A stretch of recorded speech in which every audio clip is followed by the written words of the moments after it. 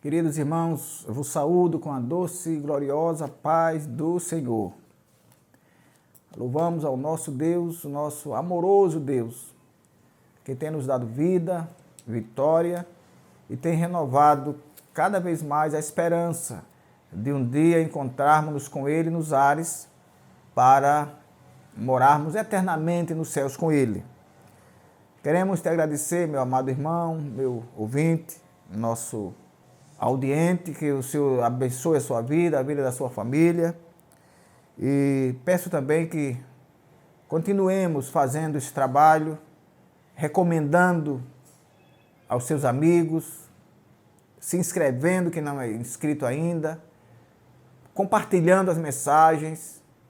Vamos formar um mutirão aí para que nós possamos alcançar o nosso grande desejo, o desejo que está no meu coração, que é fazer trabalhos ao vivo. E nós vamos alcançar. O Senhor é bom, o Senhor é maravilhoso e Ele tem como fazer isso. Eu não tenho, as minhas possibilidades são mínimas, mas eu sirvo a um Deus que pode todas as coisas. Nós servimos a um Deus que pode todas as coisas. Abra sua Bíblia no livro de Josué, capítulo 1, versículos 1 a 3. E sucedeu depois da morte de Moisés, servo do Senhor, que o Senhor falou a Josué, filho de Num, servo de Moisés, dizendo: Moisés, meu servo, é morto.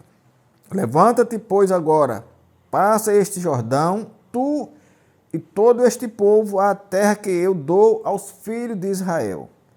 Todo lugar que pisar a planta do vosso pé, vou-lo tenho dado, como eu disse a Moisés. Glória a Jesus. Josué, o Jordão e o medo. É do que nós vamos tratar nessa oportunidade. Queridos irmãos, a preocupação de Deus com a continuidade da sua obra salta aos nossos olhos. Os homens, eles veem apenas as coisas, o presente, o agora. O homem, não, na sua maioria, ele não se prepara para as coisas futuras. Até porque ele não tem uma previsão lógica, uma previsão minimamente acertada do que haverá amanhã, porque o amanhã pertence a Deus. Mas Deus, ele tem o domínio de todas as coisas e por isso ele pode prever o amanhã a partir de hoje. A Bíblia diz que Deus conhece o fim pelo começo. Nós não temos esse poder, essa virtude, mas ele tem. E ele então preparou Moisés, a história é longa, é linda e longa. Ele preparou Moisés para levar o povo, os hebreus que estavam no Egito, escravizados, para Canaã, para que a sua palavra se cumprisse. A palavra que ele prometeu a Jacó, quando foi ao Egito, 400 anos atrás, para que aquela palavra que ele havia empenhado ao povo se cumprisse. E Moisés fez aquele trabalho durante 40 anos, levando o povo, tirando o povo do Egito a Canaã. Mas todo mundo cansa, todos os homens cansam. Todos nós cansamos. Os anos nos enfraquecem, os anos nos levam à força e nos deixa menos dispostos. Sabendo disso, Deus preparou o sucessor de Moisés, o Josué. Glória a Deus. No capítulo 31 do livro de Deuteronômio, você pode ler, é onde está a escolha de Josué para substituir Moisés. E quem escolheu foi o próprio Moisés. E Deus, então, ele sabia do que aconteceria no caminho, porque ele sabia do que já havia acontecido. E eis que Moisés, logo após que ele escolhe Josué, ele morre. E Josué, o escolhido, segundo a palavra de Deus, ficou estático, parado, imóvel, como se nada daquilo tocasse a ele. Ele era o substituto de Moisés, já escolhido por Moisés e aprovado por Deus. Mas quando Moisés morre, ele fica na dele ali. Vamos dizer, não, Deus deve ter se esquecido, a obra é muito grande, Deus não vai estar comigo como esteve com Moisés, eu vou ficar na minha aqui, deixa eu ficar aqui parado, deixa eu ver o que vai acontecer.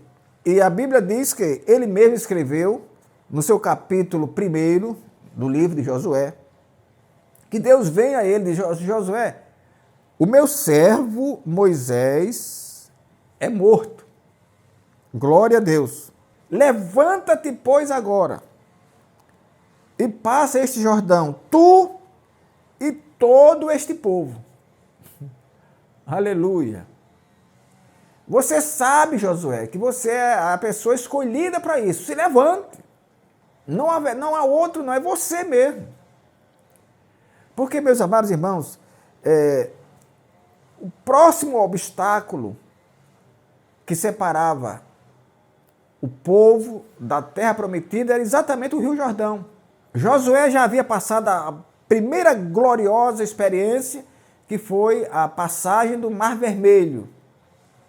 Então ele agora estava amedrontado, achando que o Deus que abriu o Mar Vermelho não abriria também o Rio Jordão. Ele então se amedrontou, isso é claro, ele se amedrontou diante do Rio Jordão, diante do passamento de Moisés, e ali estava o Rio Jordão à sua frente. E o povo, todo o povo, sob a sua liderança, debaixo dos seus cuidados. Mas Deus diz: não, Moisés é morto, se levanta, porque você vai passar o Jordão. E outra coisa, com todo este povo. Você não vai ficar ninguém. No versículo 5, parte B, diz o seguinte: não te deixarei, nem te desampararei. Isto é, da mesma forma que eu estive com Moisés, estarei com você. Eu não desamparei Moisés e não desampararei você também, nem o povo. Agora você tem que fazer a obra, você tem que fazer, você tem que seguir o caminho. Você não vai ficar estático, parado ou voltar para o Egito. Você tem que seguir. Irmão, quem saiu do Egito não tem mais direito de voltar para lá. Quem saiu do Egito tem que agora rumar a Canaã. Quem um dia aceitou Jesus como Salvador não tem nenhum direito de voltar ao mundo, de fazer as coisas que fazia antes, que o apóstolo Paulo disse que agora essas pessoas são escândalos para nós. Aliás, essas coisas que nós deixamos lá no passado, agora são escândalo para nós. Então não tem essa história de olhar para trás, não tem essa história de voltar atrás, de voltar ao Egito, não. Tem que seguir, ainda que à sua frente exista o Rio Jordão. Glória a Deus. Aí, meus amados irmãos, o Josué está tão triste, está tão para baixo, que Deus precisa falar com ele 3 vezes para ele se esforçar. No versículo 6, do mesmo capítulo 1, Deus diz: esforça-te e tem bom ânimo, porque tu farás a este povo herdar a terra que jurei a seus pais lhe daria. No versículo 7, Deus fala a mesma coisa. Tão somente esforça-te e tem bom ânimo. No versículo 9, Deus repete também: não te mandei eu? Esforça-te e tem bom ânimo. Tamanho era a falta de coragem de Josué. E o Senhor disse: se esforce, faça a sua parte, se anime, o resto é comigo. É isso que Deus está dizendo. Faça a sua parte. E no versículo 9 ele diz: porque o Senhor teu Deus é contigo por onde quer que andares. Façamos a nossa parte, sem preocupação alguma, se o rio vai abrir ou se não vai abrir. Isso é com Deus. Se Deus não estiver no negócio, o rio não vai se abrir. Se Deus não estiver no negócio, o mar não vai se abrir. Agora, faça a sua parte, se esforce. Anime o povo, reúna o povo, diga ao povo que vai passar. E o resto é com Deus. Glória a Deus. E quando Moisés, meus amados irmãos, foi entregar o bastão, o cajado a Josué, ele apresentou duas razões, dois motivos para fazer isso. Primeiro, ele diz, eu já estou com 120 anos, já não tenho mais o vigor dos meninos, então é uma razão pela qual eu devo entregar. Você vai passar o Jordão, você e o povo. 120 anos. Outra coisa, o Senhor já disse que eu não vou passar. Não é que Moisés não estava apresentando um desvio moral, um pecado moral, alguma coisa que desvirtuasse a sua comunhão com Deus. Não era isso. Deus não disse que ele não entrava, porque lá atrás Deus mandou ele falar a água e ele feriu a água. Daquele dia, Deus disse que ele não entraria na terra de Canaã, porque Deus mandou falar e ele, por falta de fé, feriu. Ele usou o cajado para ferir a água. Mas não foi um pecado. Apenas essas duas. Uma porque já estava idoso, 120 anos, e a outra porque Deus havia dito que ele não entrava. Mas Deus, meus amados irmãos, ele é o Deus que tranquiliza. No capítulo 3, versículo 13, olha o que Deus diz a Josué. Porque há de acontecer que, assim que as plantas dos pés dos sacerdotes, que levam a arca do Senhor de toda a terra, repousem no Jordão, as águas se separarão. Deus fez diferente como fez lá no Mar Vermelho, que Josué estava presente. Lá, Deus mandou que Moisés tocasse a vara no rio, no mar, e o mar se abriu. Cá ele fez diferente. Olha, Josué, não se preocupe, tudo aqui é comigo. Você só vai alinhar o povo e levar. Você só vai liderar o povo. O resto, Josué, é comigo. E vou lhe dar o sinal, como é que vai acontecer. Você vai pegar, os sacerdotes vão levar, são 4 sacerdotes que levam a arca nos ombros. E o sinal é esse: quando eles entrarem nas águas do Jordão, quando os 4 repousarem os pés nas águas do Jordão, elas se abrirão. Nenhum esforço, você não vai ficar vermelho, você não vai gritar, você não vai chorar, nada. Apenas quando os sacerdotes repousarem os pés nas águas do rio Jordão, o rio se abrirá e vocês passarão. É só isso. Quando os pés dos sacerdotes tocarem, pronto, a água vai se abrir e vocês vão passar. No versículo 16 do mesmo capítulo 3, Deus diz isso a Josué. Versículo 16. Pararam-se as águas que vinham de cima, levantaram-se no montão, muito longe da cidade de Adã, que está a banda de Sartã, e as que desciam ao mar das Campinas, que é o mar salgado, faltavam de todo e separaram-se. Então passou o povo defronte de Jericó, sem nenhum esforço maior por parte de Josué. Deus providencia todas as coisas. Se Ele manda, Ele garante o caminho, Ele garante a estrada, Ele garante o sustento, Ele garante a segurança, Ele garante a saúde. Se Ele mandou, Ele garante. Porque Ele é o Deus que pode todas as coisas. Então Josué passa o Jordão. Foi uma festa. Nós não temos tempo para dizermos da festa que foi a passagem do povo de Israel pelo Rio Jordão. Glória a Deus. Da forma que Miriam cantou lá ao atravessar o Mar Vermelho. Não houve o cântico cá de uma pessoa como houve de Miriam, mas houve festa. Aleluia. Não é brincadeira não, meus irmãos.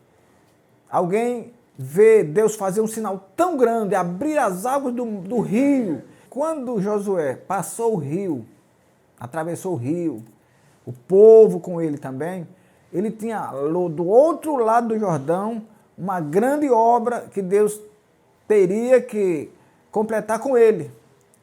Começou com Moisés, que foi a divisão das terras. Começou com Moisés e agora Josué teria que concluir essa divisão.